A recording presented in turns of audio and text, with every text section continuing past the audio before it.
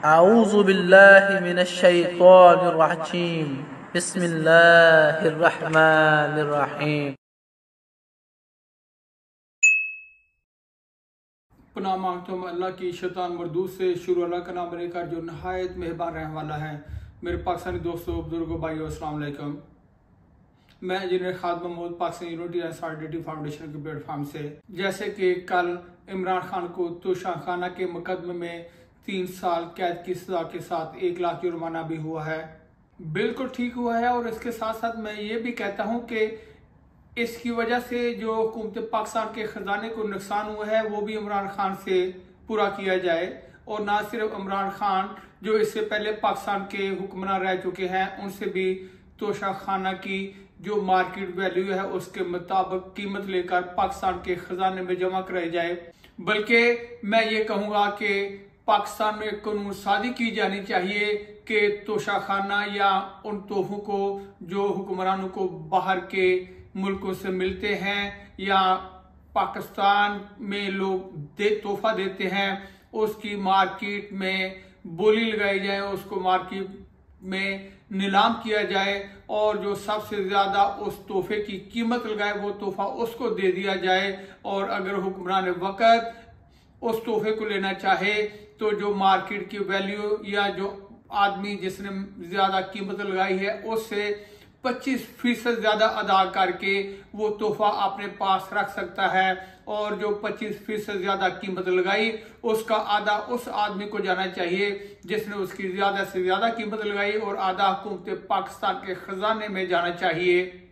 ताकि उसमें आपका भी और मेरा भी और पाकिस्तान का भी फायदा हो। ना कि उस तोशाखाना को आधी कीमत या आधी से कम कीमत अदा करके अपने घर पर ये हुक्मरान रख लें। और आप याद रखें, ये तोशाखाना या ये तोहफे इसलिए मिलते हैं कि वो लोग हमारे या मेरे और आपके मुल्क के हुक्मरान हैं या ओहदेदार हैं। तो इसलिए इस तोशाखानों पे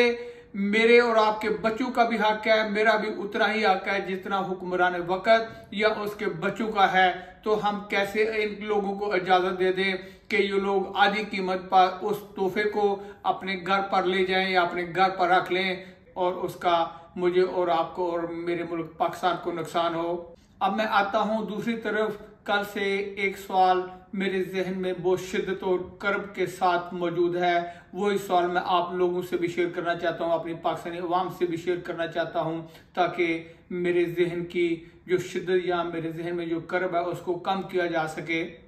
वो सवाल ये है कि मेरे मुल्क के वजीर आजम मौजूदा हो या साबका हो, इनको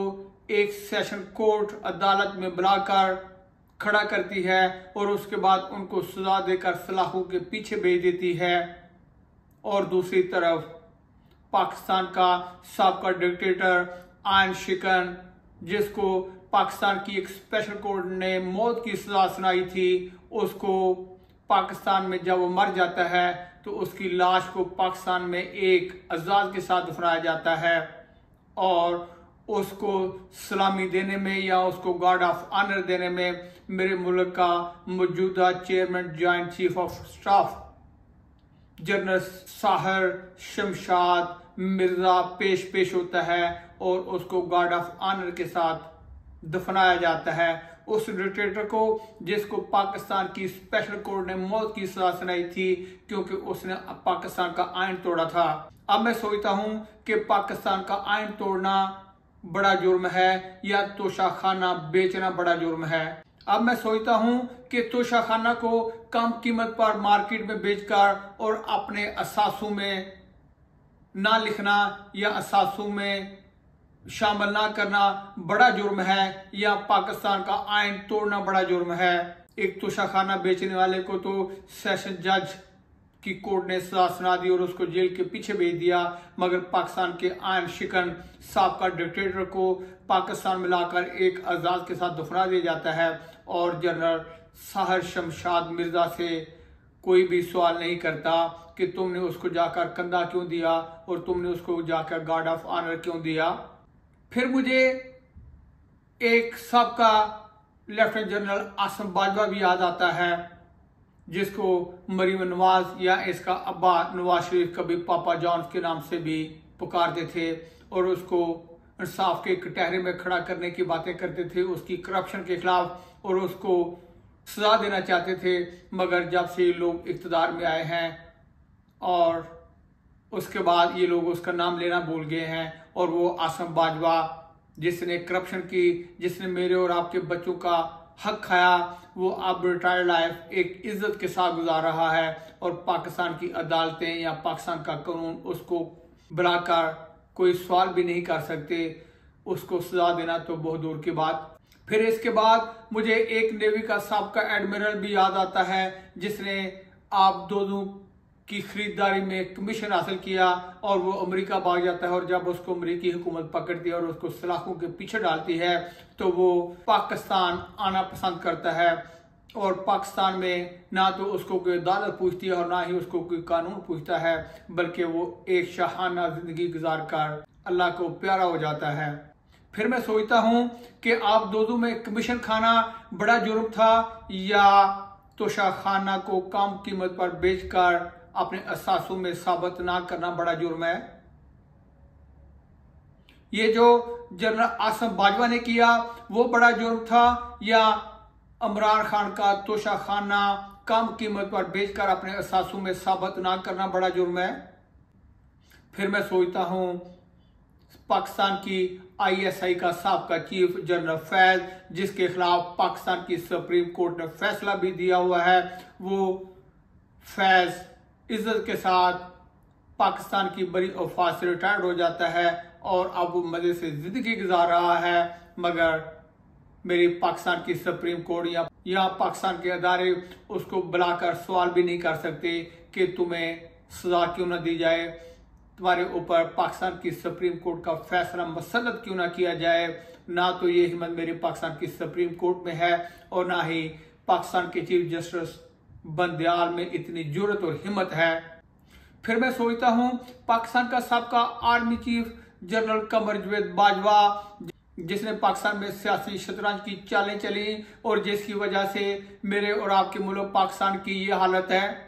ये वही जनरल कमर जवेद बाजवा है जिसको कभी इमरान खान इक़्तिदार में पाकिस्तानी कौम का बाप कहता था, और ये वही जनरल कमर जवेद बाजवा है जिसको 2 साल पहले मरीम नवाज और उसका अब्बा नवाज शरीफ ललकारते थे और उसको आन शिकन कहते थे और उसको कहते थे जनरल कमर जवेद बाजवा, जब हम इक़्तिदार में आएंगे तो आपसे हिसाब लेंगे और आपको सजा देंगे क्योंकि आप सियासत में मुलव्वस हो, क्योंकि तुम सियासत में मुलव्वस हो, क्योंकि तुम मुझे निकालने में मुलव्वस हो। मगर जब ये लोग इक़्तिदार में आ गए, जब मरीम नवाज का चाचा शहबाज पाकिस्तान का प्राइम मिनिस्टर बन गया, उसके बाद ये लोग जनरल कमर जवेद बाजवा या जनरल फैज का नाम लेना ही भूल गए, बल्कि जनरल कमर जवेद बाजवा के कहने पर पाकिस्तान की सुप्रीम कोर्ट में जजों को लाने में भी कमर जवेद बाजवा की सिफारिश मानी गई या आप ये कह लें जनरल कमर जवेद बाजवा का हुक्म माना गया। जैसे आपको भी पता है और मुझे भी पता है कि एक जर्नैल के हलफ की और पाकिस्तान के आइन की खिलाफ वर्जी है। अगर कोई जर्नैल सियासत में मुलव्वस हो, अगर कोई जर्नैल हुक्मरान बनाने या हुक्मरान निकालने में मुलव्वस हो तो उसकी सजा क्या है? उसकी सजा सीधी सीधी मौत है,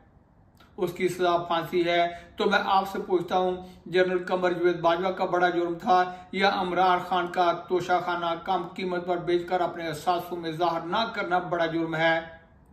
मेरी नज़र में जनरल कमर जवेद बाजवा और जनरल फैज का बड़ा जुर्म है। मेरी नज़र में डिक्टेटर मुशर्रफ का बड़ा जुर्म है। मेरी नज़र में आसिम बाजवा ने जो किया वो बड़ा जुर्म है। मेरी नज़र में जो नेवी के एडमिरल ने आप दोनों के सौदे में कमीशन लेकर पैसा हासिल किया वो बड़ा जुर्म था। मगर उनको ना तो पाकिस्तान की कोई सुप्रीम कोर्ट बुला सकी, ना ही पाकिस्तान की कोई हार्ड कोर्ट बुला सकी। तो मेरे पाकिस्तानियों, क्या मुझे और आपको इसके खिलाफ आवाज नहीं उठानी चाहिए कि आप लोग हमारे वजीर आजम को,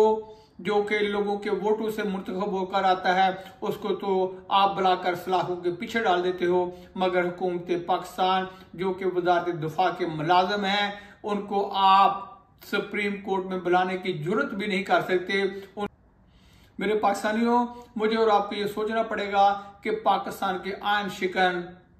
जर्नैल या करप्ट जर्नैल या वो जर्नैल जो सियासत में मुलव्वस हैं, वो पाकिस्तान की अदालतों, पाकिस्तान के कानून और पाकिस्तान से आइन से बालातर क्यों हैं? अब तक पाकिस्तान में लोग इन जर्नैलों को कानून और इंसाफ के दायरे में नहीं लाएंगे, पाकिस्तान का मुल्क कभी भी तरक्की नहीं करेगा, बल्कि हम लोग पीछे से पीछे की तरफ जाते जाएंगे। इसलिए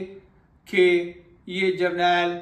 अपना काम छोड़कर, जो इनका काम आइन में भी है, जो इनकी जिम्मेदारी है, जो इनके हलफ में भी है, उसको छोड़कर ये लोग पाकिस्तान में बिजनेस कर रहे हैं, पाकिस्तान में प्रॉपर्टी का काम कर रहे हैं, और जिसकी वजह से मेरे मुल्क पाकिस्तान की सरहदें गैर महफूज हो गई हैं, जिसकी वजह से मेरे मुल्क पाकिस्तान के शहरी गैर महफूज हो गए हैं। इसलिए मेरे मुल्क पाकिस्तान में कभी धमाके हो रहे हैं, कभी मेरे मुल्क में कोई लीडर को मार दिया जाता है। वो इसकी वजह सिर्फ और सिर्फ ये है कि ये जर्नैल अपने काम के अलावा हर दूसरा काम कर रहे हैं, और वो है इनकी सरहदों की हिफाजत करना, पाकिस्तानी कौम की हिफाजत करना।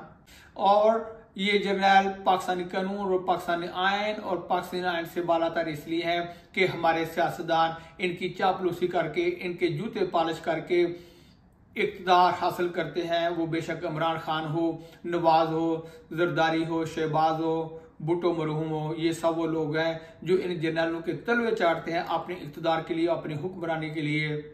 तो क्या मेरा और आपका ये फर्ज नहीं है कि हम हर उस सियासतदान को वोट और सपोर्ट ना करें जो इनके जर्नैलों के कंधे पे बैठकर या इनके जूते पॉलिश करके इक़्तिदार हासिल करता है, और फिर इन्हीं की मर्जी के मुताबिक पाकिस्तानी अवाम पर फैसले मुसल्लत करते हैं, और इन्हीं की मर्जी के मुताबिक IMF से मुआहदे करके पाकिस्तान में महंगाई का तूफान पैदा कर देते हैं, जिसकी वजह से मेरे और आपके घरों में भूख और अफलास ने डेरे डाली है, क्योंकि पाकिस्तान में रोजगार नहीं है, बल्कि पाकिस्तान में दिन रात चुगनी महंगाई हो रही है। वो इसलिए है कि लोग, ये हुक्मरान इन्हीं जर्नैलों की पैदावार और इन्हीं की आशीर्वाद से आते हैं, इन लोगों के अवाम से कोई गर्ज नहीं है। तो आए मैं और आप आज से ये वादा करें कि हम इन लोगों को वोट और सपोर्ट भी नहीं करेंगे जो इन जर्नैलों की चापलूसी या इन जर्नैलों के जूते पॉलिश करके इक़्तिदार हासिल करते हैं।